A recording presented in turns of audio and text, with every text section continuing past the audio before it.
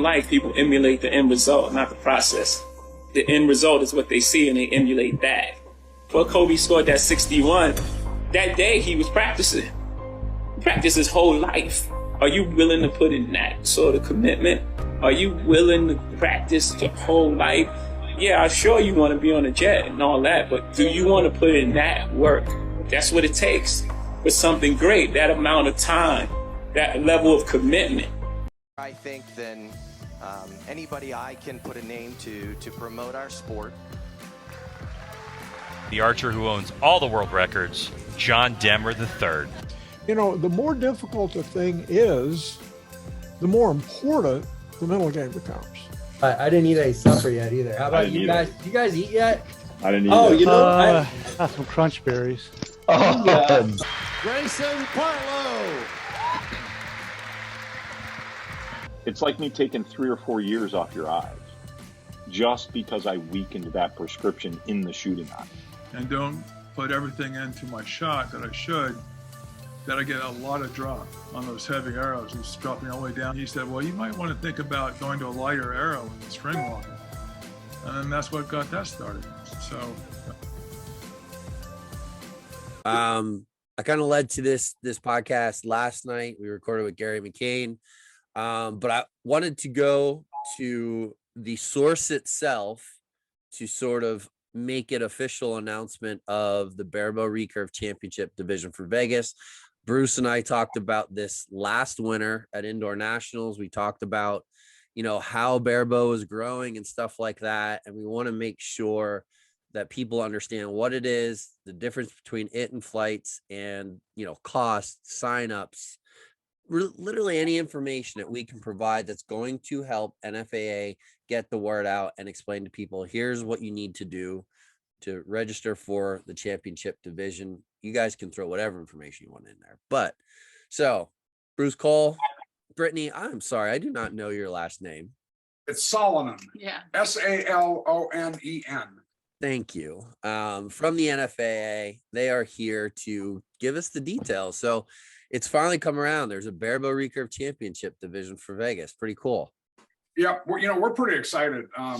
Barebow has been a long, rich history and tradition of the NFAA, you know, back to its roots. So, and, you know, I'm about old enough that I can go back that far. So it's interesting to see it go full circle.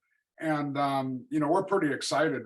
The one thing, I don't want to waste a lot of every listener's time, but just a quick explanation that sometimes we have a big umbrella with the NFAA, and we actually have two different legal corporations. The National Field Archery Association is the membership organization that has all 50 states and an association of Europe, and people are members, and we provide all the tournaments. And then the NFAA Foundation, which is a 501c3, you know, public charitable nonprofit, actually is one of the funding sources to the NFAA.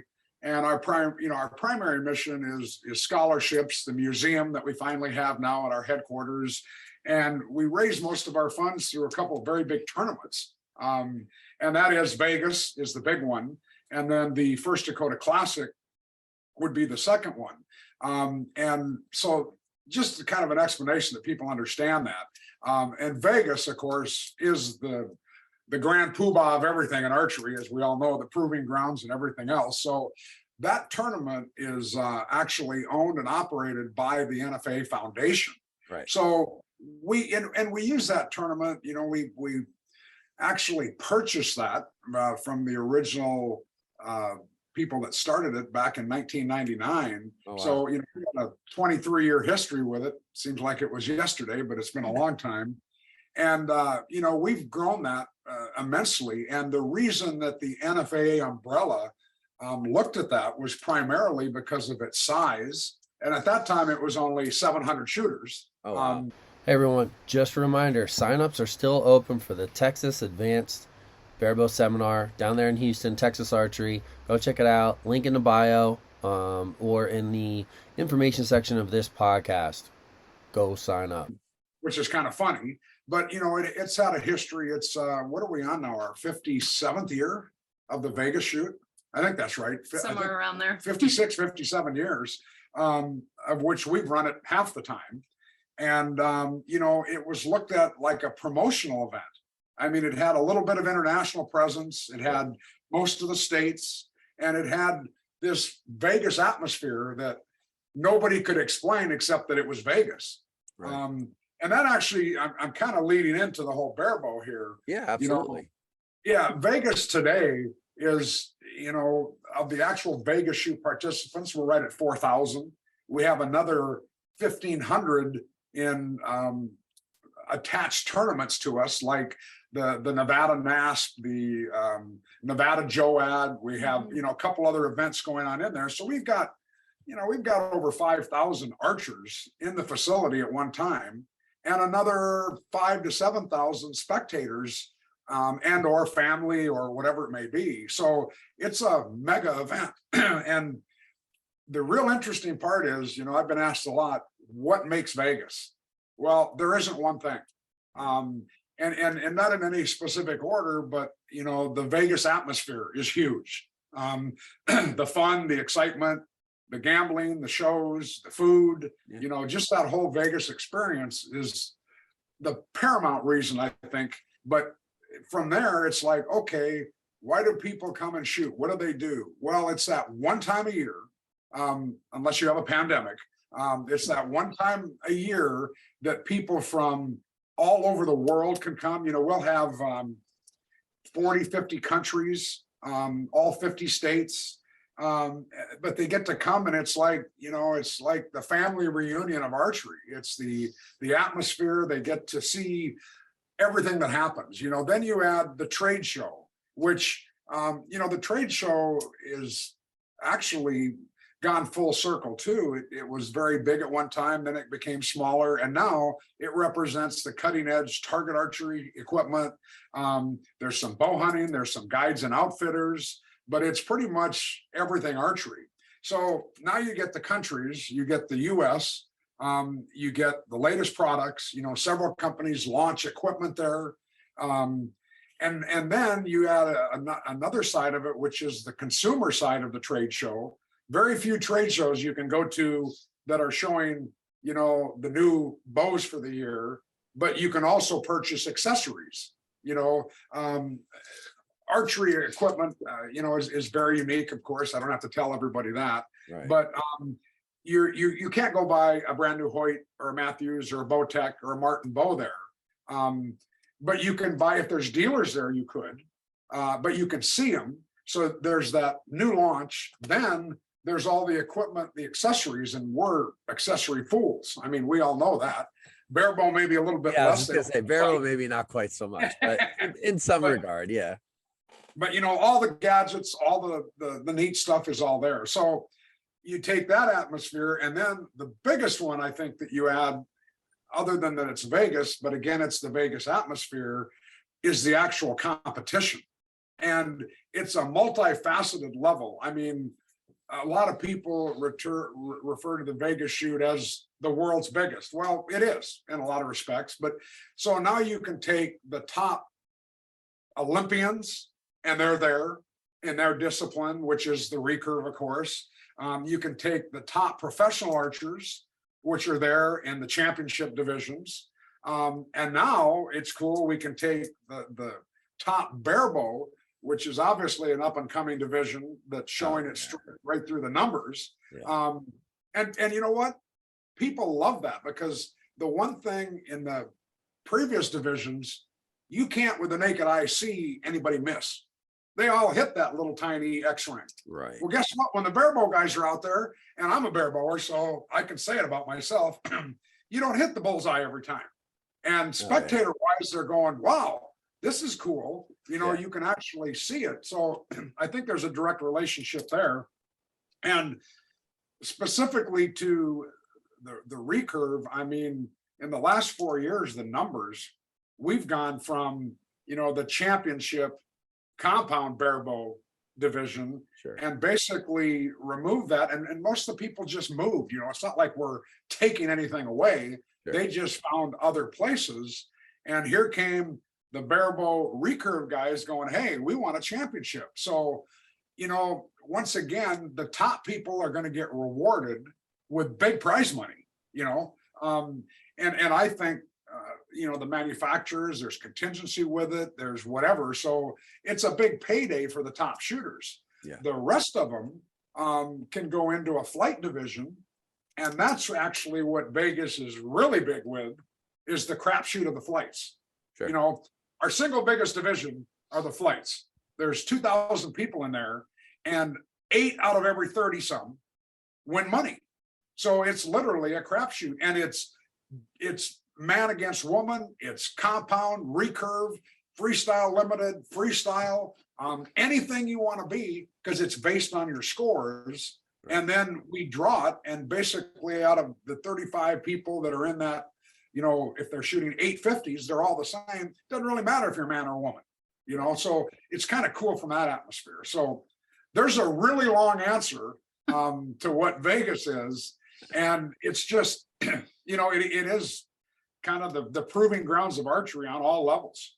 Yeah. So just to back up 1 minute too, what was it? 4 or 5 years ago, we introduced the Barebow Recurve flights. Yes.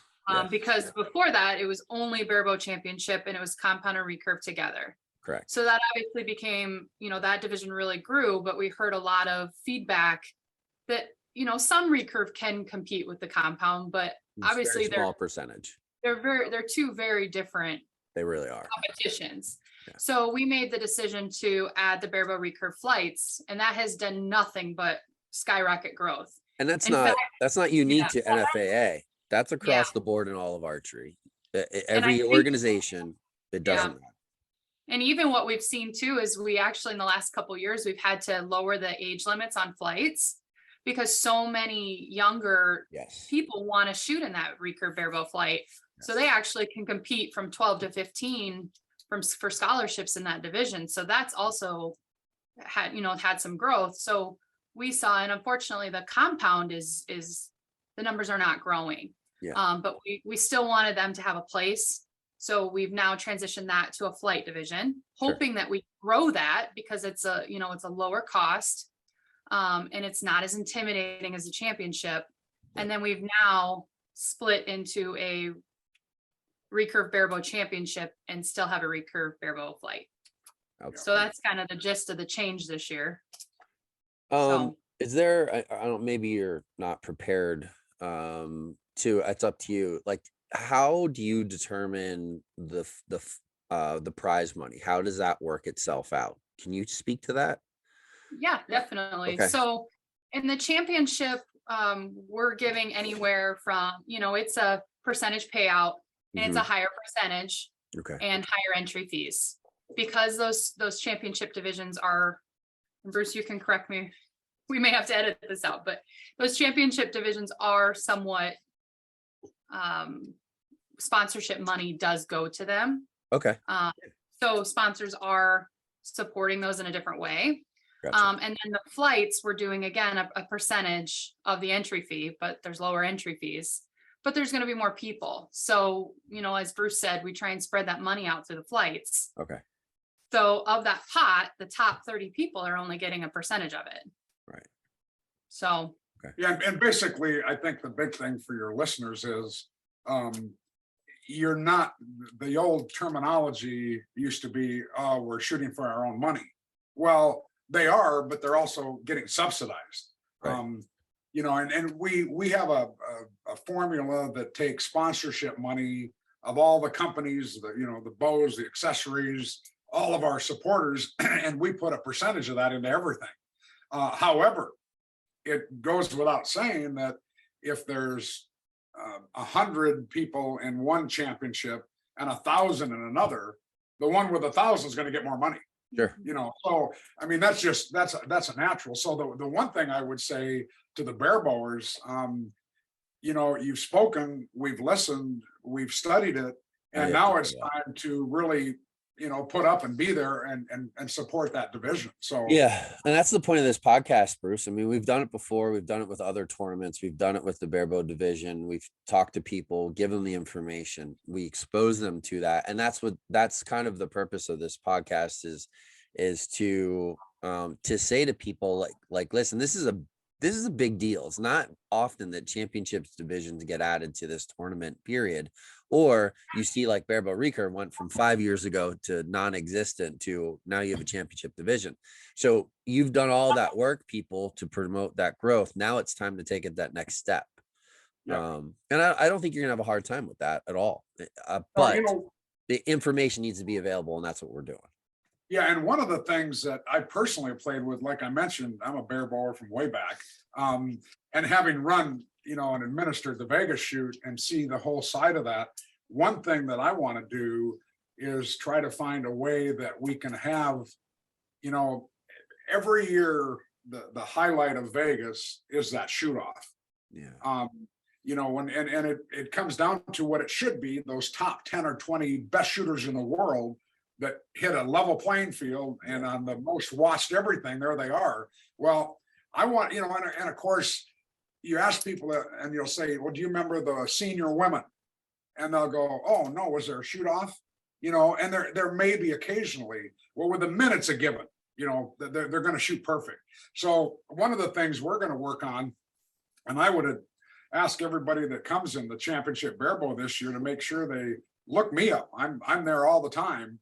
But tell some of the staff what their ideas would be, because we really want to look at a way to highlight the barebow, right at that same time. When we're doing these big shoot-offs, and everybody can think there's a lot of procedures you could do. You could just take the top 10. The thing that I'm getting at, it's very unlikely that 7 championship recurve barebow people are going to tie after 3 days. So, so that's just not going to happen. I mean, if it did, it would be really cool, but it's probably not gonna.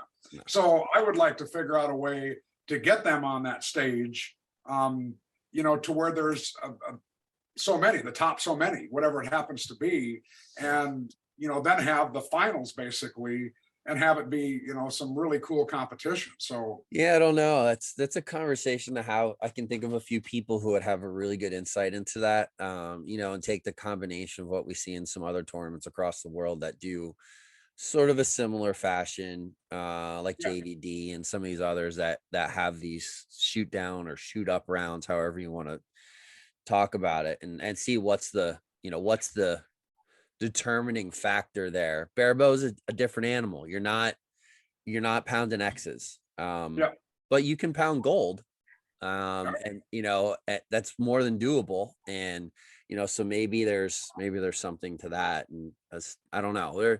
That's a conversation that we can have maybe off to the side and figure out how do you put barebow in a different format that's not being done out in front of people to see it, because it is exciting. It doesn't matter who you are, watching such a difficult thing happen and watching people hit time and time again, it definitely would make for an interesting, I don't know, you got my brain, the wheels are turning right now. Well, like I said earlier, the thing, and I didn't want it to sound negative at all, but I really enjoy watching people use the whole target. Actually, there's 2 thoughts to that. People are like, oh my goodness, they can't hit the bullseye. And I'm like, wait a minute, they're hitting the target. There's a reason there's rings out there, and you can visually see so much more. I really enjoy that. I think from a spectator standpoint, it makes it much more viewer friendly and exciting from that standpoint. So we see that, and I know it's the East Coast, bigger tournament, but like we see that at the Classic. You watch barebow hitting the middle has a much emotional response as not so great arrow, and then that's where you watch compound, it's bang bang bang bang bang bang. Everybody's like, yeah, well, we expect it. And barebow, you're like, what's gonna happen? Is it gonna go in the middle, or is it gonna go in the one? We don't know.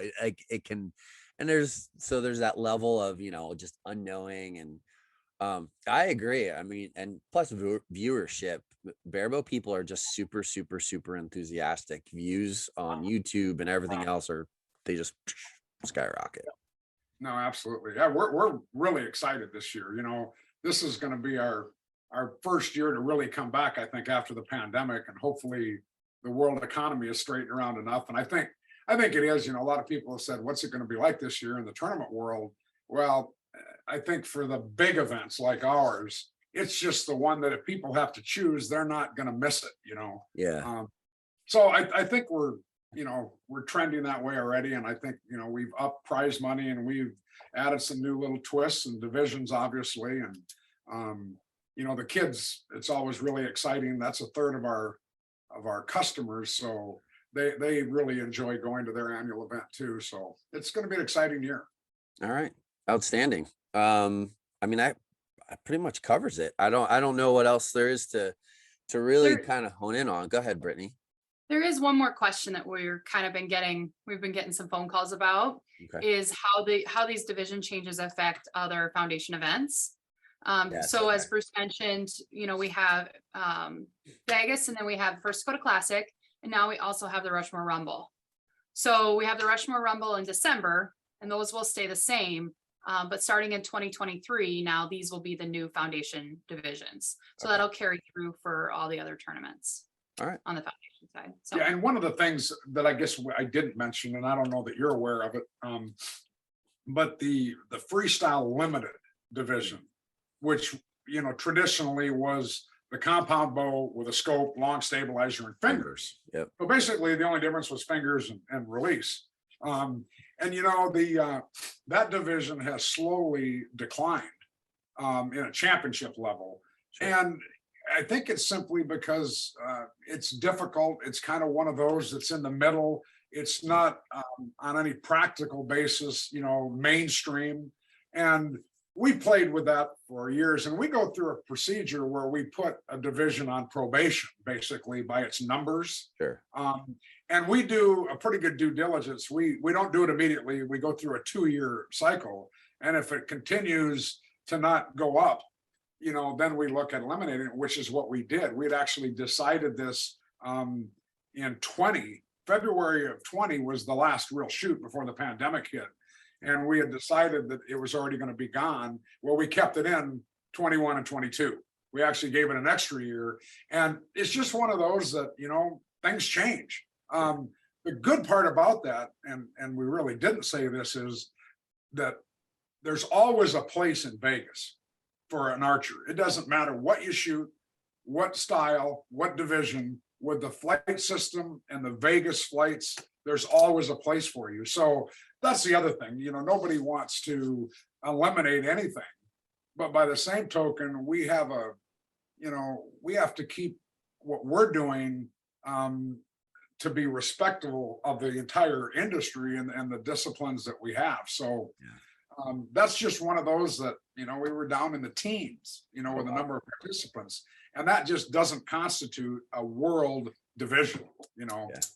So those things just happen, but all the other ones are continuing to grow.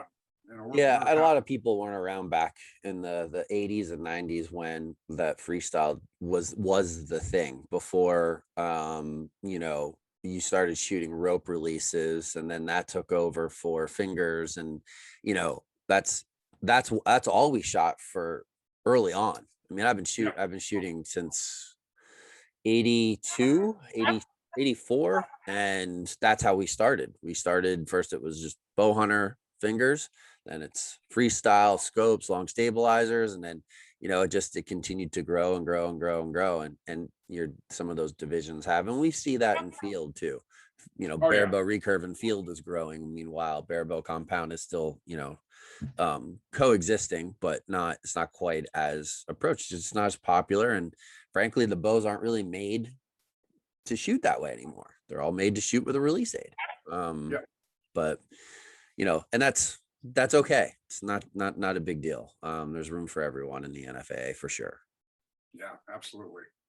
Well, no, we appreciate you getting the word out for us and helping to facilitate, you know, hopefully what's going to be a great championship Barebow Recurve division. And registration's open, hotels are open, so everyone gets signed up.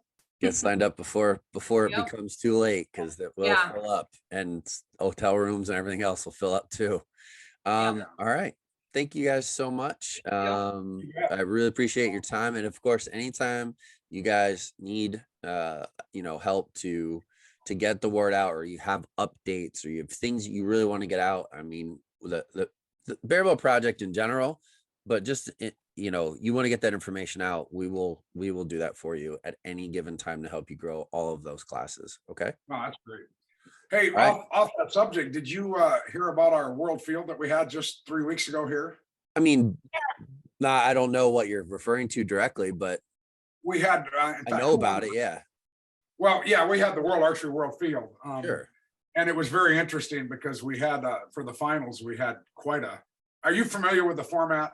A little bit, yes. I've never been there, so I can't. Okay, there's 4 targets, 4 shots, and they're all 4 sizes.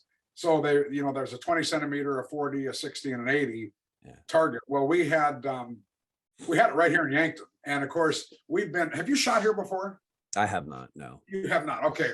One of the things we've been accused of, kind of jokingly, was that we're really flat.